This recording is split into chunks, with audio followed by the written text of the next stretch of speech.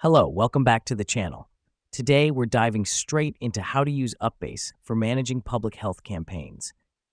This is your full 2025 guide.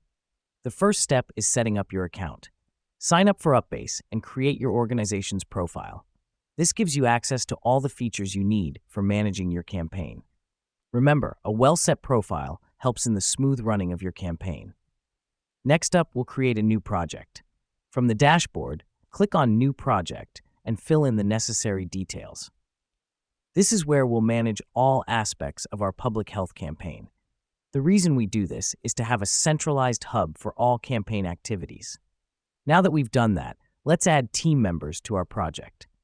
Navigate to the Team tab and start adding members. These could be your campaign managers, volunteers, or other stakeholders. This helps us because it ensures everyone involved in the campaign can collaborate in one place.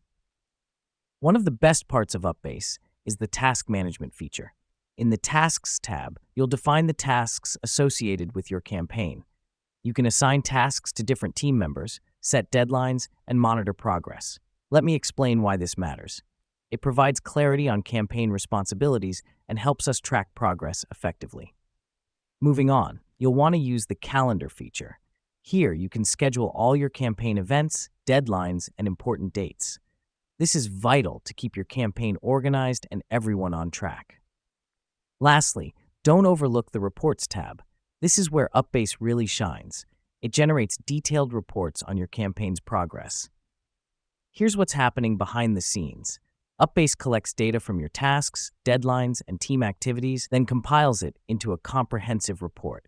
Understanding these insights can help you make strategic decisions for your campaign. And there you have it. You're now equipped to use UPBASE for managing your public health campaigns. Remember, the key is in the organization, collaboration, and insightful reporting.